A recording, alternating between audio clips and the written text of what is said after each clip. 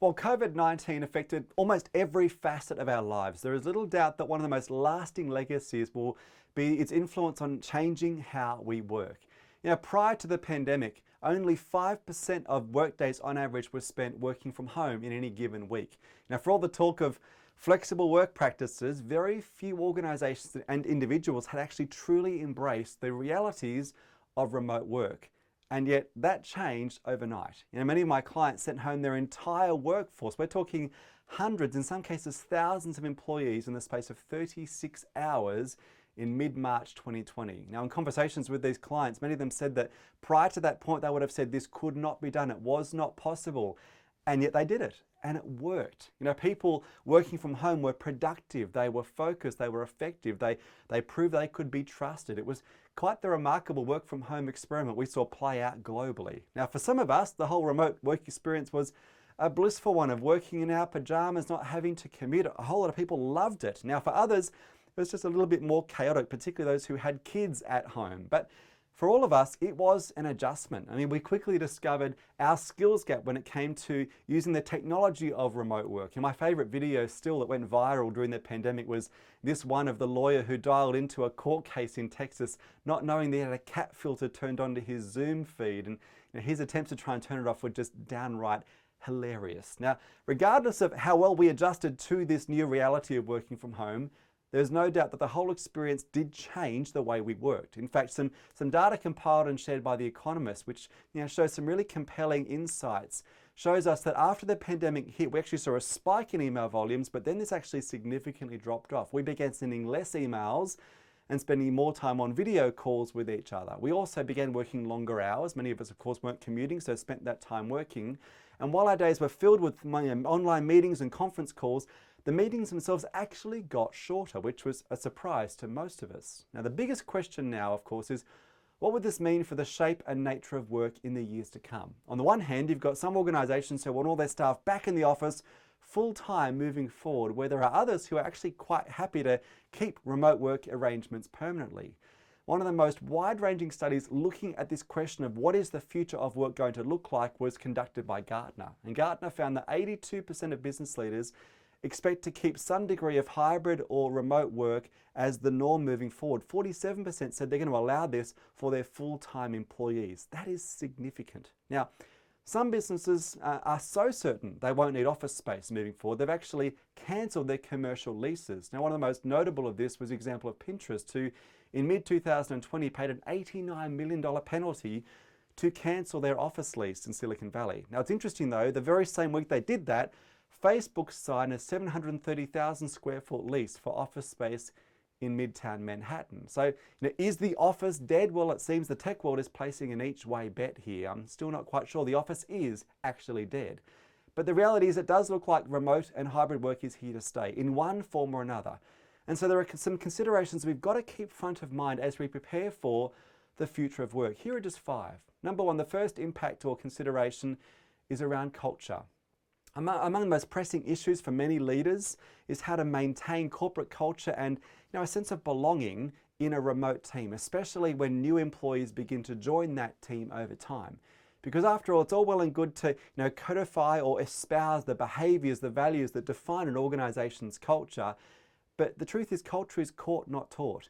And new employees get the clearest sense of how things are done and what makes an organization unique and defines them by observing the behavior and the decisions of others that they work with. Often this needs to happen face to face.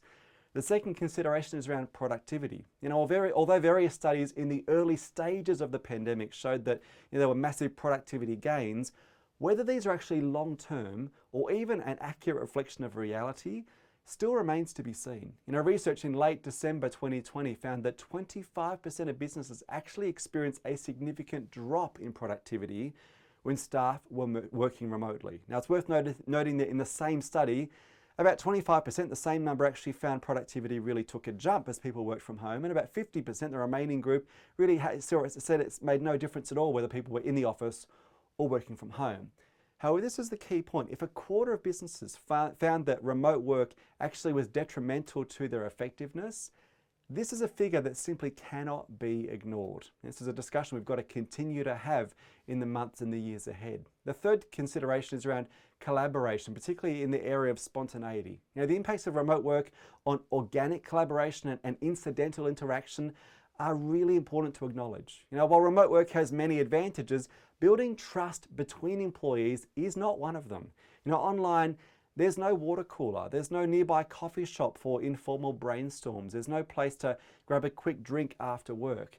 To this point, a noteworthy study by Matthew Claudel at MIT found clear evidence of a positive relationship between proximity and collaboration. This is not to say that collaboration can't be done within a dispersed or remote team, but there are real benefits to people being in the same physical location and the cross-pollinating of ideas that naturally follows when that happens. Number 4, the fourth impact is around leadership and management. There's no doubt that leading, managing and motivating teams remotely is tricky, and this is especially the case when things aren't going well and performance issues need to be addressed. And many people know exactly how that feels if they're in that leadership or management role. When the relational capital is strong and trust is strong, having those tough conversations with team members is generally pretty easy. You can get a clearer sense of the full picture of a team member's life and circumstances when you're interacting with them in person and have some of those honest conversations with the full context of that person's situation. It's easy to intuit whether someone is underperforming or struggling because of factors unrelated to their work, things like home issues or relationship troubles, when you're seeing them face to face. In contrast, there's only so much gut feel that you can get via a video conference. That makes those tough conversations more difficult to engage in. Number 5, the fifth consideration is around generational equity. Very few people imagine that the generation of digital natives would have struggled in adapting to remote work, but that is precisely what the data shows us. Even though tech-savvy millennials and Gen Zs may have had no trouble with the functional aspects of working from home, it was that the practical and the psychological implications for younger generations that were a different story entirely. In research conducted a few months into the COVID-19 pandemic, what was surprising is that a majority of Gen Z and millennial employees actually said they were really struggling with remote work. This generational divide was most evident when it came to how informed different generations felt in a remote work environment, as the data on the screen indicates. As you can probably see from the data here, far more Gen Zs and millennials reported feeling out of the loop or disconnected when compared with their Gen X or their baby boomer colleagues. Again, this is significant. Now, the reality is, despite the challenges and the complications of working from home, what's clear is that this will be a permanent feature of our post-pandemic work lives. This is here to stay in one form or another. Now, while many organizations and employees will welcome this as a positive change, it's important to consider the implications, both good and bad, of the biggest reworking of work in over a century.